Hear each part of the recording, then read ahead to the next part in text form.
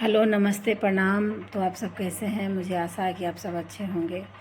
तो अभी अमित शाह संसद में कहते हैं कि अंबेडकर अंबेडकर अंबेडकर अंबेडकर अंबेडकर का नाम लेना फैशन हो गया है, और कहते हैं कि इतना बार भगवान का नाम लेने से 7 जन्म तक स्वर्ग मिल जाता है।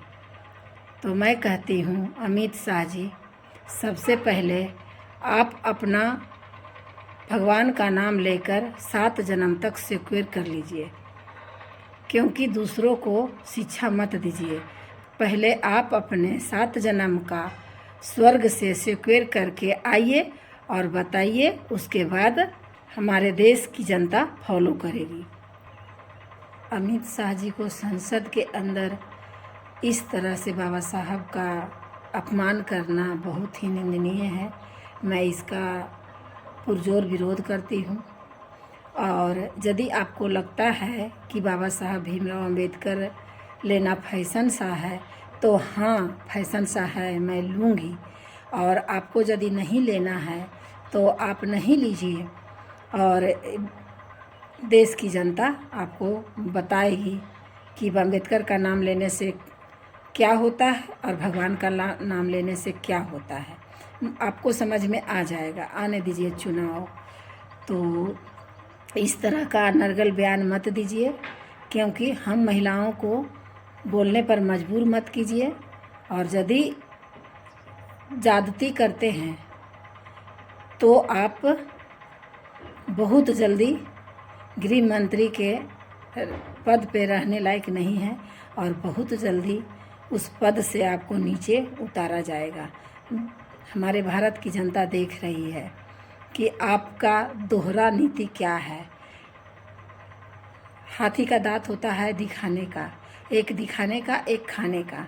तो आप दिखाने वाला काम करते हैं कि हम अंबेडकर को मानते हैं, लेकिन आप अंदर दिल से अंबेडकर जी को नहीं मानते हैं, बुद्ध को नहीं मानते हैं। और ये अपमान अंबेडकर जी का अपमान नहीं है, ये हमारे गौतम बुद्ध का अपमान है, ये हमारे सम्राट अशोक का महान है, जिनका तिरंगा झंडा आज लहरता है। और ये राष्ट्रीय चिन्ह है, अशोक स्तंभ, जो हमारे राष्ट्रीय प्रतीक चिन्ह है।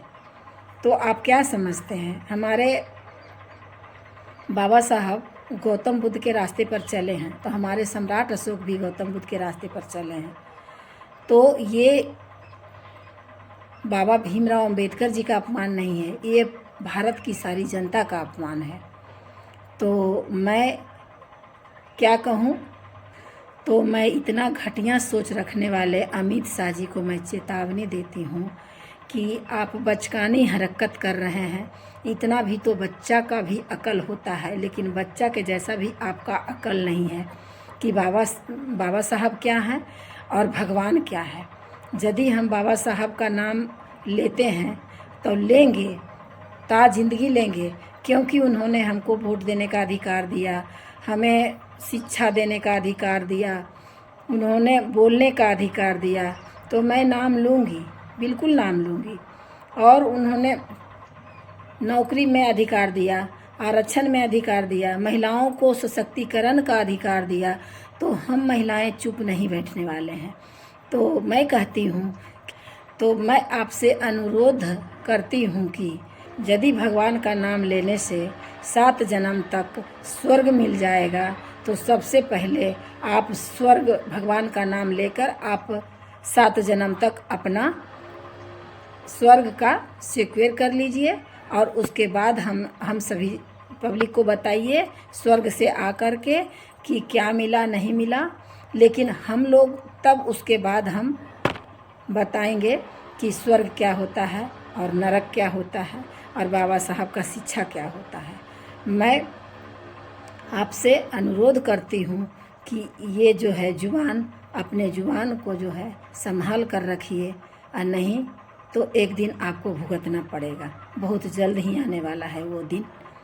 आपसे एक और मेरा विनती है कि यदि भारत की जनता को बाबा भीमराव अंबेडकर जी का नाम लेने से फैशन सा हो गया है और कुछ नहीं मिलता है, और भगवान का नाम लेने से स्वर्ग मिल जाता है, तो आप 7 जन्मों तक स्वर्ग मिल जाता है, तो आप गारंटी लेते हैं 7 जन्मों तक स्वर्ग मिल जाएगा, आप गारंटी दीजिए, बॉन्ड पेपर पर लिख के दीजिए, तब हम मान करेंगे। और सबसे पहले तो लिख के दीजिएगा तो पर भी हम जनता नहीं मानेंगे, हम महिला नहीं मानेंगे, क्योंकि सबसे पहले आप 7 जन्मों तक स्वर्ग को खोज करके आइए, उसके बाद। लेकिन फिर भी मुझे विश्वास नहीं है, हो सकता है कि आपको मिल सकता है, लेकिन मुझे नहीं मिल सकता है। मुझे तो बाबा साहब भीमराव अंबेडकर जी के संविधान में ही मिल रहा है, और अभी मिल रहा है। 7 जन्म कौन देखा है? कोई नहीं देखा है। अभी हम पढ़ लिख करके हम आगे बढ़े हैं, अब बोल रहे हैं, आपका जवाब दे रहे हैं, हम अपने बच्चे बच्ची को पढ़ा रहे हैं, तो वो 2 पैसा का आमदनी कर रही है, और मेरा बेटा कर रहा है, तो मैं उस चीज़ को मैं स्वर्ग मानती हूँ। लेकिन ऐसे झूठा आश्वासन का स्वर्ग मैं नहीं मानती हूँ। हम अनपढ़ हैं, अभी हमारे देश में बहुत सारी महिलाएं अनपढ़ है, उसे स्वर्ग दिलवाइए, उसे अच्छा कपड़ा मिल रहा है क्या? वो तो रात दिन पूजा पाठ कर रही है, वो भगवान का नाम ले रही है, तो क्या उनको अच्छा कपड़ा मिल रहा है, अच्छा शिक्षा मिल रहा है? वो बोल सकते हैं, वो सक्षम है बोलने के लिए। लेकिन हम महिला जब पढ़े हैं, पढ़ लिख कर शिक्षा लिए हैं, बाबा भीमराव के अंबेडकर के संविधान से मुझे अधिकार मिला है, तो मैं बोल रही हूँ, 2 पैसा का अर्जित कर रही हूँ, और हमारे देश की बच्चियाँ, देश की महिलाएं सभी आगे बढ़ रही है, वही मेरा स्वर्ग है। अभी गांव की महिलाएं जो अनपढ़ है, जो खेतों में मजदूरी करके अपना पेट पालती है, उसको क्या शौक़ लगता है कि मैं खेत में काम करूं? खेत में काम करना भी गुनाह नहीं है, पढ़ लिख करके भी हम लोग खेत में काम करते हैं। खेत में काम अन्न उपजाना एक बहुत बड़ा महत्वपूर्ण चीज़ है, लेकिन जो महिलाएं के पास खेत भी नहीं है, वो खेत में भी काम नहीं कर पाती है, वो किसी का आटा गारा वाला काम करती है, जो सीमेंट होता है ना, वो बनाती है, वो बना करके वो बेचारी अपना अर्जित करती है। उन्हें शौक़ नहीं है मिट्टी गारा का मसाला बनाना, उन्हें भी शौक़ है कि हम पढ़ लिख करके हम प्राइवेट नौकरी ही सही, लेकिन हम करेंगे, लेकिन गारा नहीं बनाएंगे, मसाला नहीं बनाएंगे। आजकल की महिलाएं बना रही हैं, तो आप उनको स्वर्ग सिधार दीजिए, तो 7 जन्मों तक स्वर्ग मिलवाइए पहले, उसके बाद हम महिला पीछे पीछे चलेंगे। लेकिन फिर भी आपके 100% कहने पर भी पीछे नहीं चलने वाले हैं।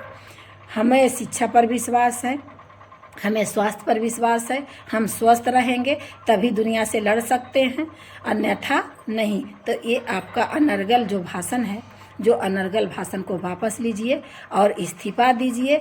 तो बाबा साहब भीमराव अंबेडकर जी का सपना को हम लोग संजोए रखेंगे। आपके कहने से इसे मिटने नहीं देंगे, इसे चकनाचूर होने नहीं देंगे।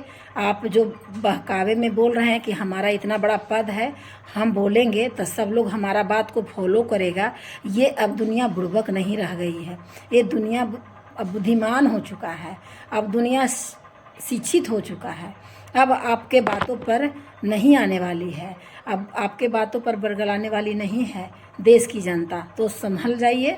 अभी भी आपका यदि प्रतिष्ठा बचाना है तो आप अच्छे से भली भांति से सम्मान के साथ पद पर रहिए, और नहीं तो पद से इस्तीफा दीजिए। हमारे बाबा साहब के बारे में, हमारे गौतम बुद्ध के बारे में, हमारे सम्राट अशोक के बारे में कुछ अनर्गल बात जब आगे भविष्य में बोलिएगा तो समझ जाइए कि आपका क्या दुर्गति होने वाला है, वो आप जान लीजिए।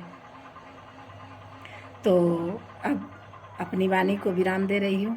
अब विशेष आगे हमारे ब्लॉग में बने रहें और अपना आशीर्वाद प्यार देते रहें।